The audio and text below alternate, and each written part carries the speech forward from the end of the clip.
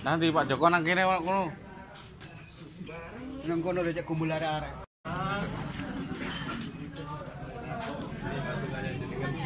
Oh, masa.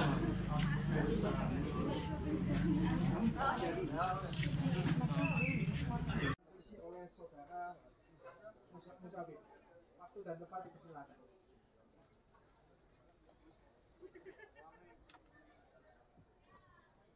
Kita terbebas dari balur dan luka. Farji yang menguncup dan memeriahkan berahi, Zakar yang melingkar-lingkar dalam basah dan geletar, beri aku jawab. Tapi kau kulum susuku dan kau rum-rum rusukku, dan aku matiku.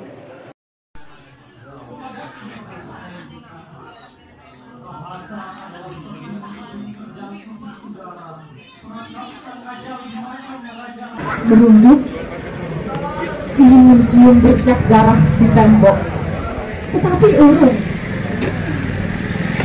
Di lorong jauh, 2 ekor tikus sebesar lengat bercicit berkejaran lalu lenyap di ruang makan. Mengejutkan. Susah payah ia berdiri, mencoba berdiri tegak, mengatur nafas yang mendadak sengal. Lama ia berdiri menatap gerutan kasar dan bercak darah pada tembok itu, hingga bulu kuduknya meremang, lututnya bergetar hebat, dan di kepalanya berkelebat bayangan puluhan orang bersenjata tajam, mengkilat, wajah-wajah beringas, mata-mata merah, melotot berteriak serupa kesurupan. Seketika bayangan puluhan orang berwajah beringas itu lenyap, malam kembali senyap. Ia kembali meneruskan langkah masuk ke ruang tengah, hati-hati menghindari pecahan kaca atau binatang semacam kecoak. Juga suara langkah kakinya sendiri yang boleh jadi akan menimbulkan kecurigaan. Di ruang tengah matanya nanar menatap foto keluarga. Foto itu buram tertutup debu. Ia masih ingat, foto itu diambil hanya beberapa jam usai acara wisuda yang melelahkan. Ia mengenakan toga diapit papa dan mama tersenyum bangga. Di bawah foto tertera namanya dalam huruf Cina, Chow Mai Ling. Ia melangkah, menghampiri foto itu, meniup debu yang mengepal pada kaca figura, mengusap-usap dengan jemarinya hingga wajah papa, mama, dan dirinya tampak semakin nyata. Juga gelas, piring, mangkok, sendok, dan botol-botol kecil yang berjajar rapi di rak samping. Ia ingin sekali memegang benda-benda itu, mengusap-usapnya, mengelus-ngelusnya, merasakan kembali geliat kerja setiap pagi yang menggairahkan. Mungkin juga bisa membuat dirinya sedikit tenang. Tetapi mendadak seperti ada sesuatu yang menahan tangannya. Begitu kuat, entah apa. Ia merapat ke tembok. Gamang. Sesekali ia merasakan tenaganya raib, seperti ada kekuatan gaib menyedotnya. Namun, ketika tanpa sengaja sepasang matanya menangkap selahit cahaya membersih dari sebuah pintu kamar, perlahan-lahan tenaganya pulih. Jantungnya berkertak kuat, tergesa-gesa. Ia masuk ke kamar itu, sebuah kamar luas bercahaya lampu muram. Itu adalah kamar milik. Cukup lama ia menghimpun kekuatan sebelum kembali berhasil menginjakkan kedua kakinya masuk ke ruang makan. Di situ ia kembali terpaku lama. Terbayang kesibukan saat pagi hari menyiapkan sarapan untuk papa dan mama. Teriakan papa minta disiapkan kopi atau jerit mama dari kamar mandi sebab handuknya ketinggalan. Ranjang itu juga telah bergeser jauh dari posisi sebenarnya. juga spray di atasnya yang acak, kusut, dan noda darah yang menempel di spray itu milik siapakah? Bukan milik siapa-siapa, tetapi miliknya kala puluhan orang berwajah beringas puas membantai papa dan mama seperti kesetanan. Mereka mendobrak pintu kamar dan memperkosanya bergiliran hingga ia pingsan berjam-jam. Sehingga ketika ia siuman, ia sangat kecewa kenapa malaikat maut tidak mencabut nyawanya sekalian. Ia ingin mati saja menyusul papa dan mama. Berkali-kali ia mencoba bunuh diri namun selalu gagal. Ia terus hidup, perutnya kian membesar menyimpan orok bayi. Terus tumbuh hingga suatu kali entah kenapa ia merasa sangat bodoh jika harus bunuh diri.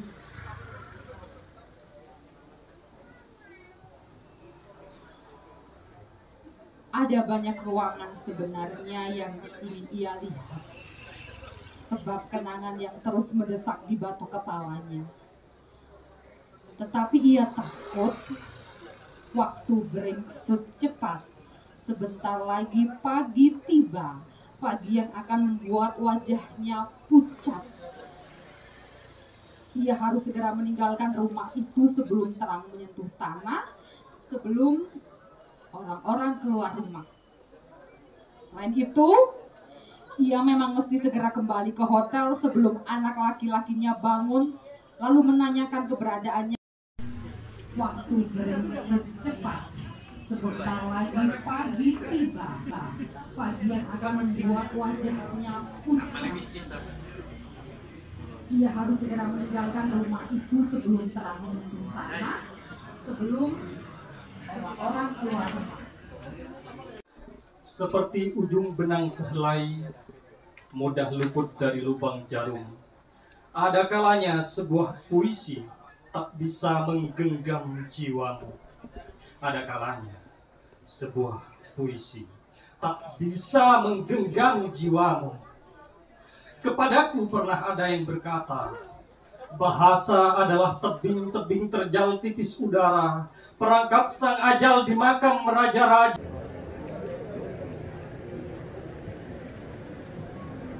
Assalamualaikum warahmatullahi wabarakatuh. Selamat malam semuanya. Perkenalkan, nama saya Ismaila.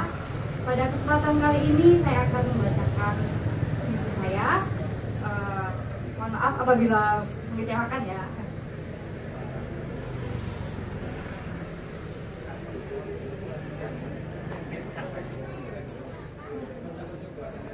Di dalam kamar yang melupas putihnya,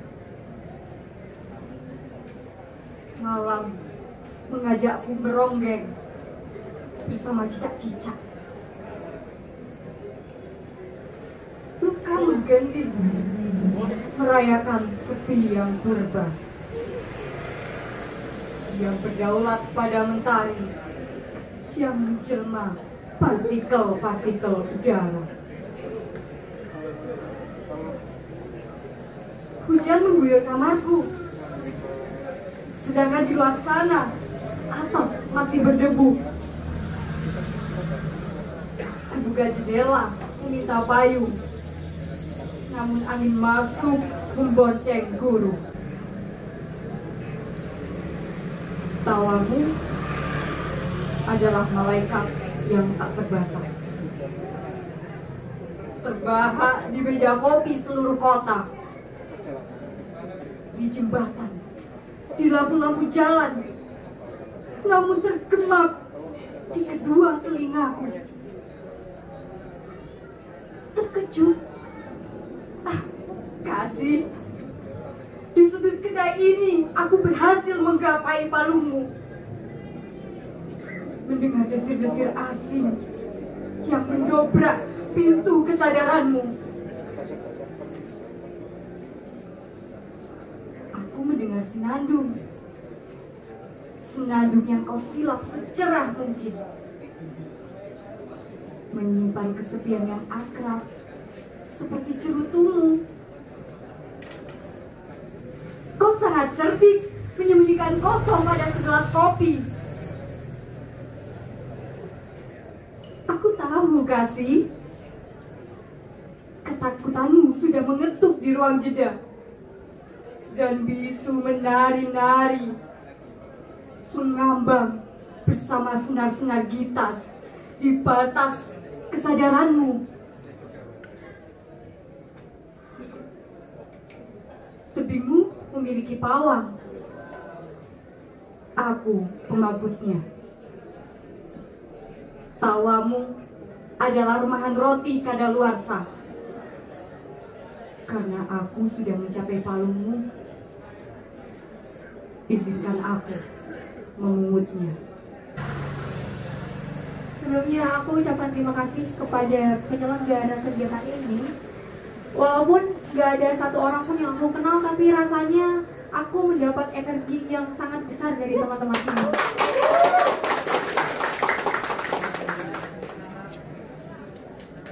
Aku Maya, dan kali ini aku akan membacakan sebuah puisi berjudul Rubiah.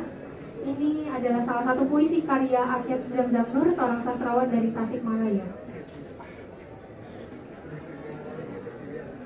Di suatu pagi, angin bertutur padaku tentang burung-burung migran yang lupa akan jalan pulang, tentang para pengungsi yang terusir oleh gempa dan gelombang besar, tentang puing-puing yang menyisakan cerita, juga anak-anak yang hanyut terseret arus. Di suatu siang, angin bertutur padaku tentang gunung-gunung yang habis dikeruk segala kandungannya, tentang lubang-lubang gelap, tentang hutan belantara yang tinggal dongengan. Keserakahan telah merampas semuanya tanpa sisa, juga makam leluhur yang entah macam apa. Di suatu senja, angin bertutur padaku tentang seorang nelayan yang pergi melaut dan menyongsong maut, tentang hikayat-hikayat yang dicatat sepanjang pelayarannya melintasi batas, tentang nubuat-nubuat yang membuatnya terseduh, juga cinta lama yang mendatangkan bencana. Merdeka atau air mata.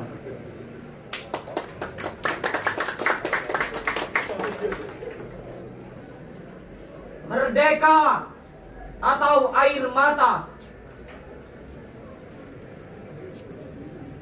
Ini Indonesia, tanah subur, negeri kaya raya, tanah merdeka yang sekian lamanya bertahun-tahun bapak bangsa mengamininya. Dan kini Indonesia telah lepas dari wujud aslinya. Keadilan, kedamaian, dan kemanusiaan hanya menjadi cerita para mahasiswa, tapi tidak dengan penguasa. Mereka mengamankan dirinya sendiri dengan menyiksa dan memukuli dari banyaknya tragedi, dari tragedi di bumi pertiwi. Mereka berdiam di bawah bendera merah putih seolah menjadi saksi tanah ini, padahal menjadi benalu yang menjadikan negeri ini mati.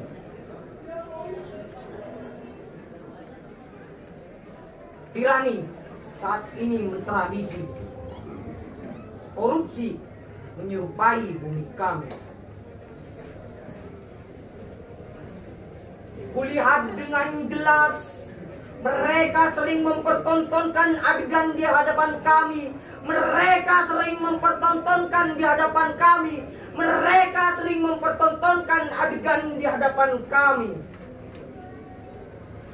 Kekejaman dan penindasan, linangan air mata selalu kutemui dari orang-orang yang mencari suap nasi.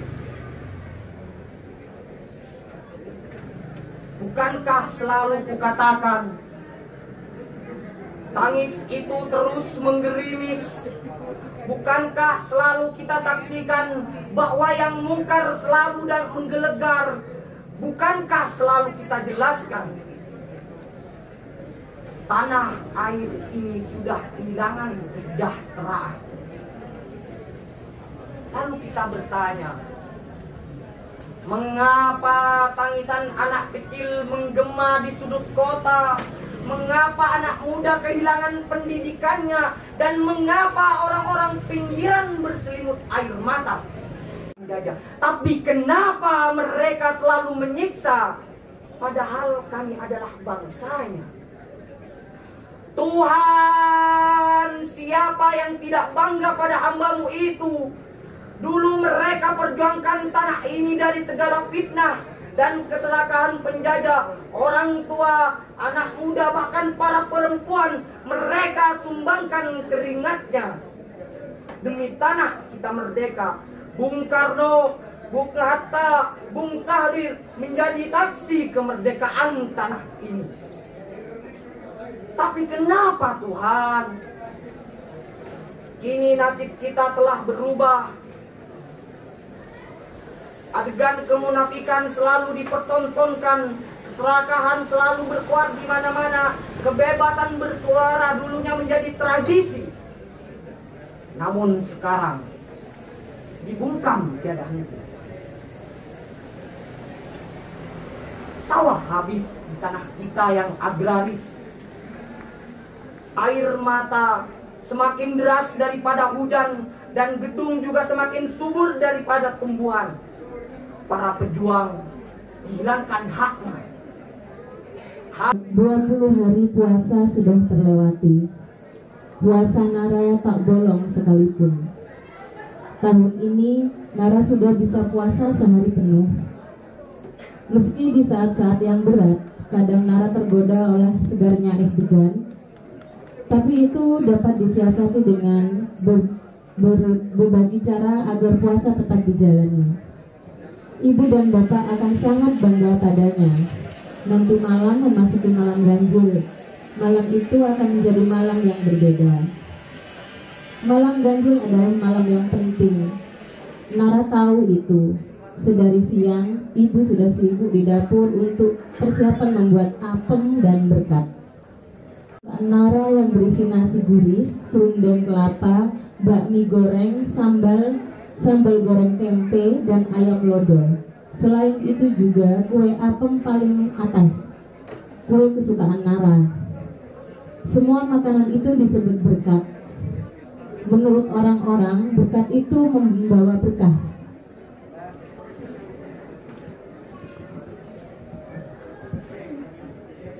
Makanan disajikan saat kenduri di musola untuk menyambut malam ganjil itu menjadi berkah Ramadan bagi Nara dan anak-anak yang lain. Nara pernah bertanya, kenapa harus selalu kue apem? Kenapa bukan kue lumpur atau kue cucur saja? Nara pernah bertanya, kenapa harus selalu kue apem? Kenapa bukan kue lumpur atau kue cucur saja? Pak Dullah pernah menjelaskan saat ceramah di musola bahwa apem adalah simbol untuk saling memaafkan. Sore itu Nara, Toto, dan Hamdan berada di musola. Mereka membantu orang-orang bekerja bakti membersihkan musola. Dimulai dari menyapu lantai, halaman, dan membersihkan kamar mandi juga tempat wudhu. Tentu saja mereka bertiga memilih untuk membersihkan tempat wudhu. Itu kesempatan bagi mereka untuk bermain air. Mereka menggosok lantai supaya tidak licin dan berlumut. Sesekali mereka saling menyirat air. Saking serunya, mereka malah bermain perang-perangan air. Pak Dullah geleng-geleng melihat anak-anak itu. Ayo anak-anak, sudah sore kok malah main air. Ayo pada pulang dan mandi nanti sebelum maghrib kesini lagi, buka bersama dan kenduri. Mereka bertiga akhirnya pulang ke rumah masing-masing. Nara langsung mandi dan mencuci sendiri pakaiannya yang basah, sebab dia khawatir ketahuan bapaknya dan kena marah karena bajunya basah semua. Setelah mandi, Nara membantu ibunya menyiapkan 3 tangkir berkat. Nasi ditata paling bawah, setelah itu di atasnya lauk pauk dan tak lupa kue apem di atas, di paling atas. Tak terasa sudah jam 5 sore. Toto menghampirinya di rumah. Toto telah membawa tangkir berkat buatan ibunya. 1, 2, 3, lalu langsung menghitung sambil berlari kencang. Toto yang tak siap agak terkejut dan ikut berlari. Luna paling depan, disusul Hamdan dan Nara. Toto berada paling belakang karena tak mau ketinggalan Toto mempercepat larinya. Tiba-tiba takirnya jatuh. Aduh, jatuh, bagaimana ini? Melihat kejadian itu, mereka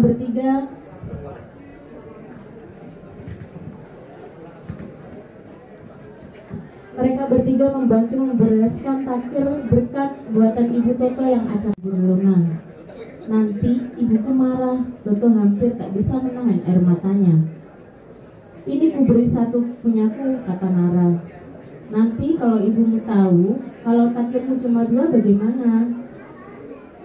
Nara sejenak terdiam ikut berpikir. Tiba-tiba Pak Dullah sudah ada di belakang mereka. Ada apa anak-anak? Ini Pak, takir Toto jatuh dan berantakan. Mana bisa dimakan? Belum lagi Toto takut dimarahi bapak dan ibunya. Kok bisa? Kalian apakah takirnya? Tanya Pak Dullah, ikut kaget. Kini mereka berempat terdiam dan merasa bersalah.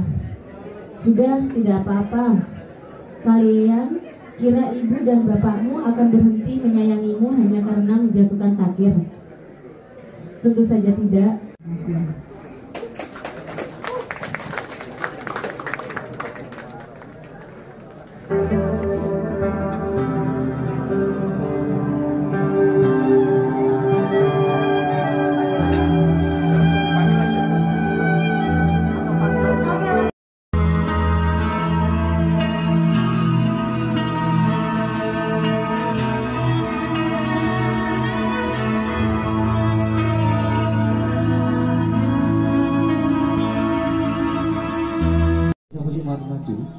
Maju apa tak metokno? Matahari hilang sadar diri. Apakah memang hati nurani sudah pergi?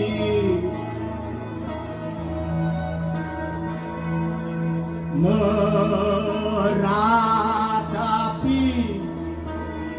jiwa-jiwa yang hilang, entah apakah semua terjadi. Kalau kau sibuk, kapan kau sempat?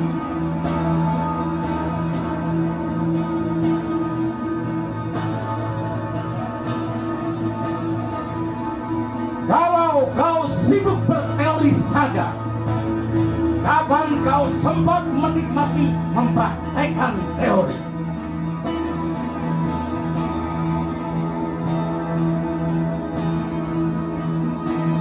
Kalau kau sibuk menikmati praktek teori saja, kapan kau memanfaatkannya?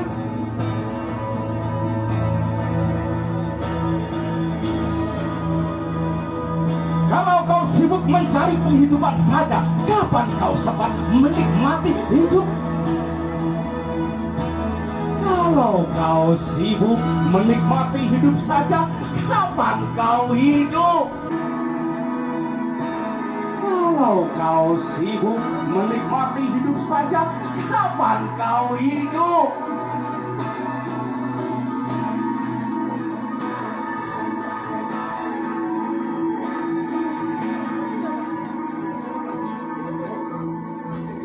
Kalau Kalau kau sibuk dengan kursimu saja, kapan kau sempat memikirkan pantatmu? Kalau kau sibuk memikirkan pantatmu saja, kapan kau menyadari coroknya? Kalau kau sibuk membodohi orang saja, kapan kau sempat memanfaatkan kepandaianmu? Kalau kau sibuk bertikai saja, kapan kau sempat menerungi sebab pertikaian? Kalau kau sibuk merenungi sebab pertikaian saja, kapan akan menyadari sia-sianya?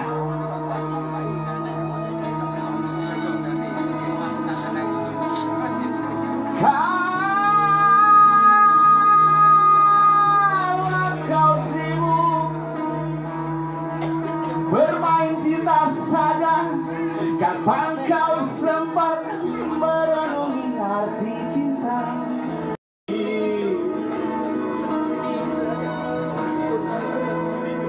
Meratapi jiwa-jiwa yang hilang, entah apakah semua terjadi. Kau bercinta,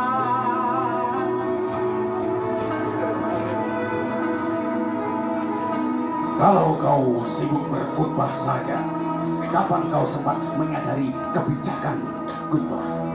Kalau kau sibuk dengan kebijakan khutbah saja, kapan kau akan mengamalkannya?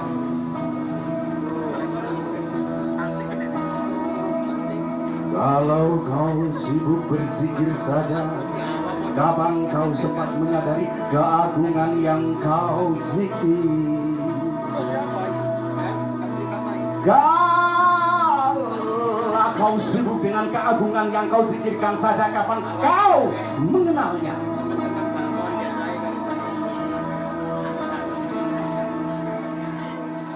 Kalau kau sibuk berbicara saja, kapan kau sempat memikirkan bicaramu?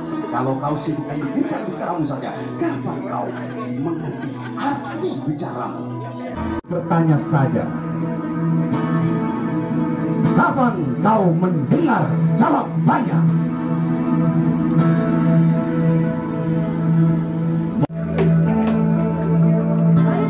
Aku masih di sini, berpikir tak bermakna, bicara tak berjiwa.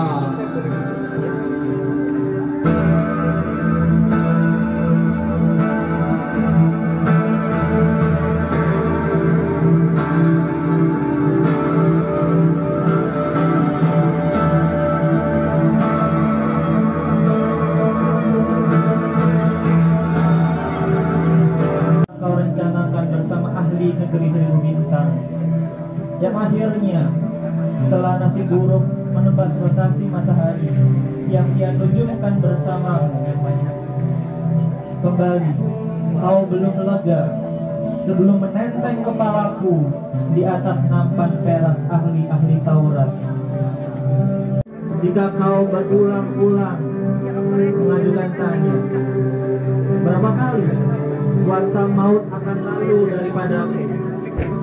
Bila ternyata Tuhan lebih mengasihiku daripada berlangsa-langsa malaikat lain di surga,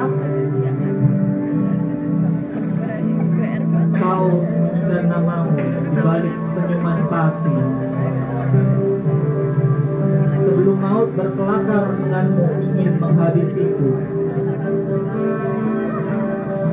ku tahu sehabis kau mencium pipiku sekali lagi di tengah taman, namaku akan lebih harum dari namamu. Ku tahu.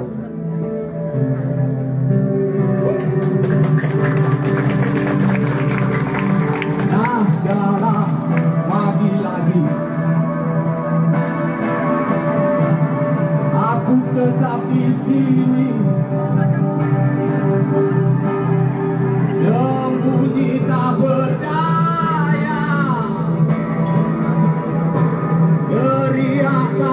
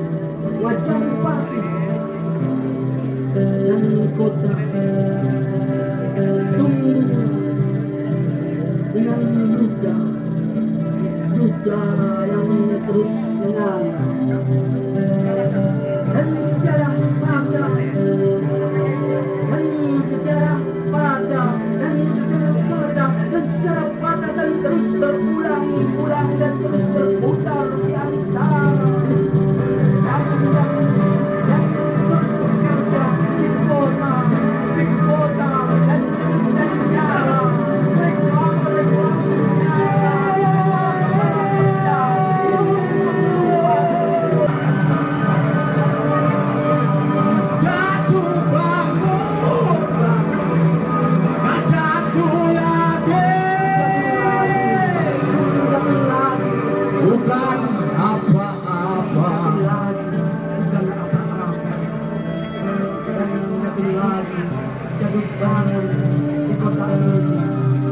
Bukan apa-apa. Wajahmu menyanyi di antara wajah kota dan kota. Darah lagi-lagi kepedulian kata-kata. Aku menghelai selempang amunisiku. Kamu melerainya ketika hendak gugur dari pundakku. Cuaca dipenuhi dengan segala kelabilannya, menyilaukan kening setiap insan, juga mengkamuflase setiap kesedihan.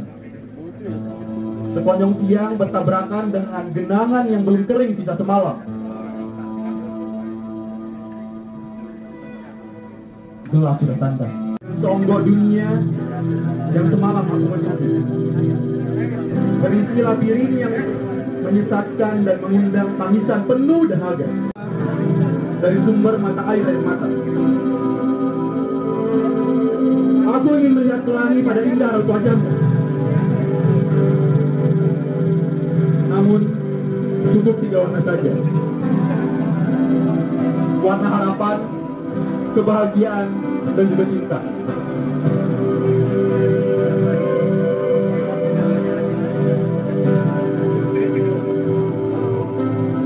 Yang kesemuanya terlepas dari tuduhan tanpa belas kasihan. Benarkan saja ucapan selamat pagi yang aku dengar pada siang hari. Sebab harapku hanya mendengar pagi dan juga petang. Butuhku hanya secawan gairah dan perenungan. Lalu puncaknya antara syukur dan penyesalan pada suntuk malam ini. Aku menolak derasnya hujan dan terik panas matahari.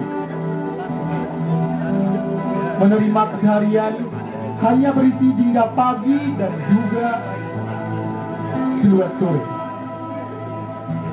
Aku ingin menyaksikan senyumanmu tiap hari pada ketulusan fajar dan senja yang menutupi keindahannya. Apa kabar kehangatan? Ucapku memulai sapaan dini hari. Menjemputmu di ujung timur batas kesibukan kota kerinduan, lalu mengajakmu ke pusat aktivitas dunia yang fana, berbekal catatan formal dan tetesan terakhir nyawa sebuah tombak perlawanan. Aku belai mesra setiap keberlianmu, dan lalu aku lantangkan peranku dalam kehidupanmu. Selamatamu, aku malu-malu memelukmu. Kamu lama-lama dalam pelukku. Selamat ulang tahun pertama.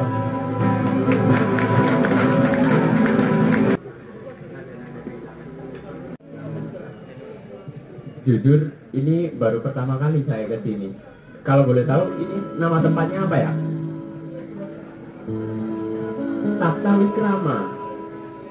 Tapi kali ini saya benar-benar tidak merasa berada di Taptawikrama. Malam ini saya merasakan sedang berada di surga. Karena menurut bayangan saya, surga itu terdiri dari puisi dan pujangga yang menyanyi yang dapat menggetarkan hati. Tepuk tangan dulu buat Taptawikrama.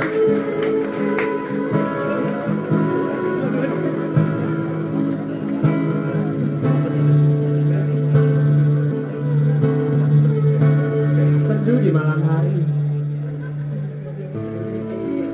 apakah kita akan berkelana atau menjamah sebuah tempat-tempat yang tak kasat mata? Tapi apakah mereka akan tertawa dengan jumawa? Ataukah puisi akan menghangatkan sebuah perjalanan mengenai cintanya menuju surga? Baik-baik yang tidak beriman, ataupun puisi yang dibacakan di Sabta Wikrama dapat membantu kita menuju ke dalam surga keabadian.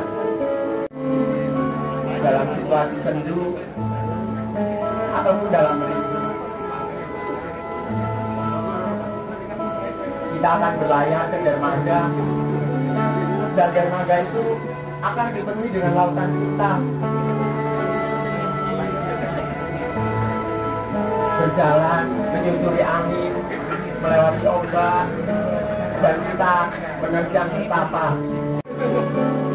Kau terjungkal akan fatal akibatnya. Lautan penuh drama dan petapa yang tak berujung akan membuatmu makin bingung. Tapi tetaplah tegar. Aku akan menunggumu di sana sampai ajal tiba dan matahari tidak sampai mengeluarkan sinarnya.